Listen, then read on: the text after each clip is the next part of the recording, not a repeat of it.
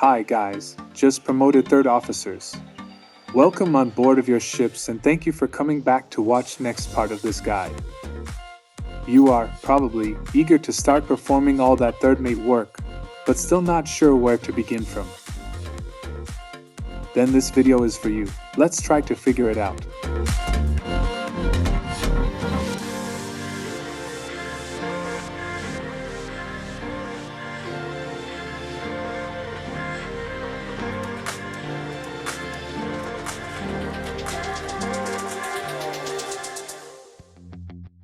So guys, port papers. When should you prepare port papers and where should you take blank forms of port papers? Usually, about 1 week before arrival, agent can send you an email requesting to send him the soft copies of required documents. They are called pre-arrival documents. If your ship has never been to that port before, the agent, most probably, will attach a blank forms of required documents to his email.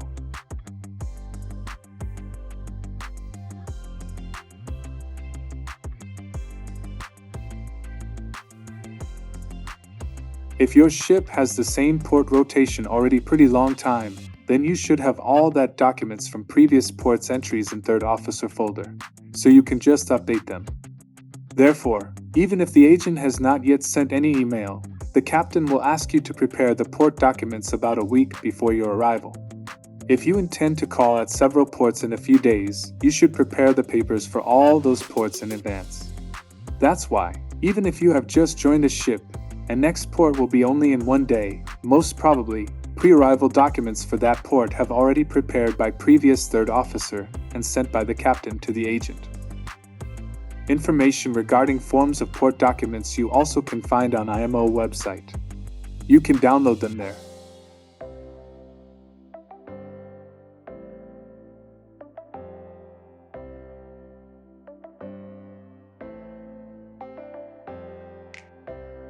In case if your ship is going to call at the new port and there's somehow lack of communication with agent, information regarding port papers you can find in the guide to port entry that should be on board.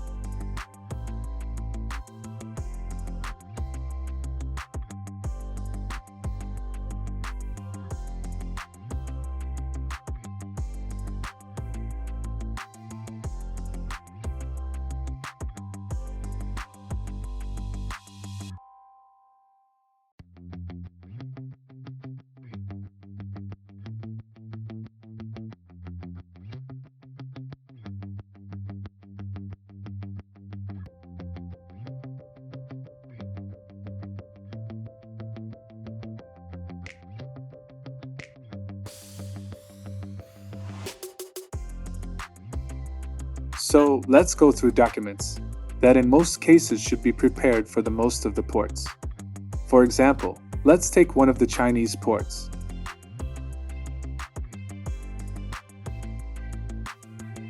Arrival crew list. The document that is required in each port.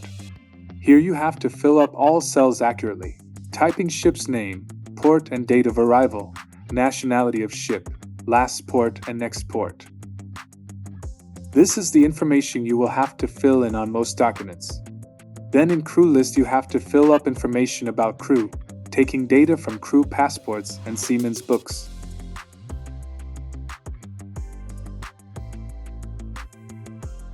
Ballast water declaration. Here you should type information regarding ballast operation, if it's going to take place in the port. You can take this information from the chief officer.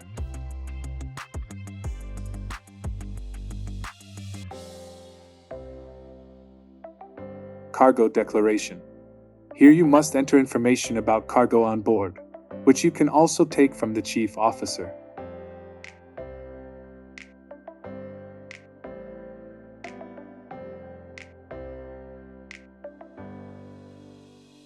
Ship's particulars.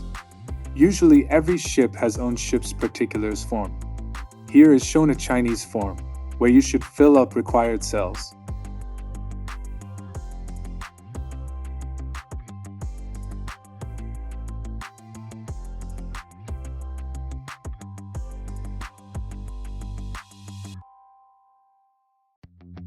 Crew's effects declaration. One more document that is required almost in every port, and that in practice you should start preparing at the stage of collecting passports and certificates of new crew members. You should ask newcomers what personal items they have to declare and type it in declaration.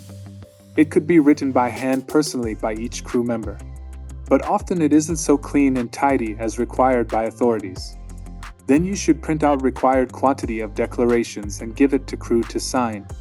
Also, crew members should fill up quantity of cigarettes, beer and spirits they are holding.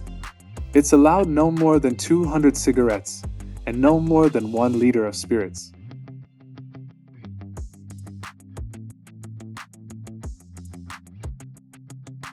Departure crew list.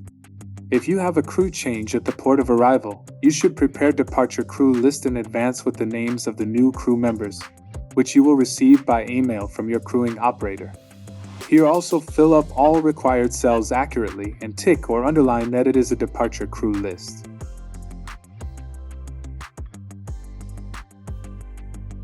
General Declaration. The basic document on arrival and departure providing information required by public authorities relating to the ship.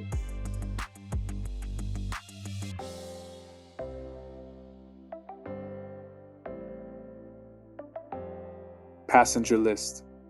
Fill up this document if you have some passengers on board.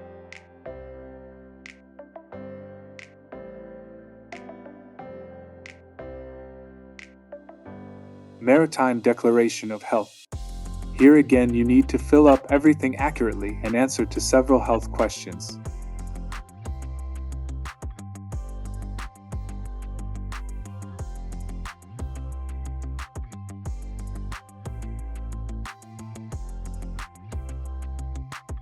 Narcotics list or drug list.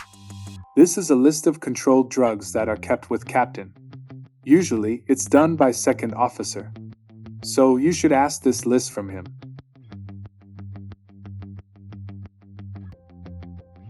Nil list. Declaration that there are no any special items on board. If so, then you just fill up date and ports information.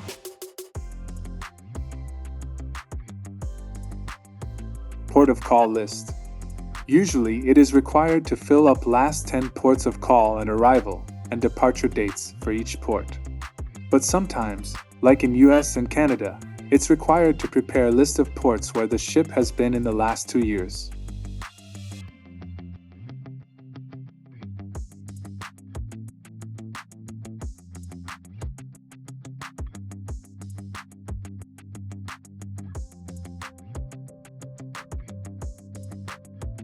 Quarantine declaration for arrival. Here you should declare how much food of various types and fresh water you have on board and answer to some questions. This information you can get from chief cook and chief mate.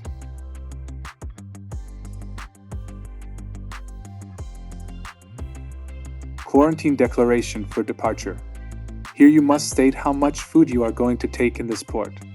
If food was ordered, you can fill in these numbers. Usually, departure documents also required to be done and given to agent on arrival, so some required figures, that you can only know for sure closer to departure, are given approximately. RPM. This is a kind of Chinese general declaration. Like all documents, guys, fill up everything accurately.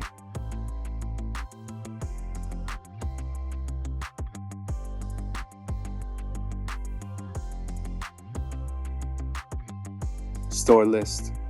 This document must contain details of all the dutiable stores carried on the vessel on arrival and departure, and the location of where these goods are stored on the vessel.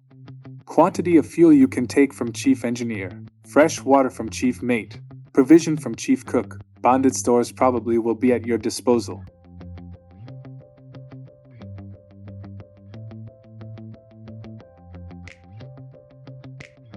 Vaccination list. Here you should type expired dates of yellow fever certificates.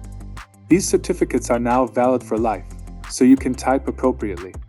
So, and finally on arrival, when agent and authorities will come on board, you should have ready hard copies of all or some of these documents as per agent's instructions. Alright guys, thank you for watching. In the next part we'll see what your work on deck is going to be and how you should document it. See you in the next video.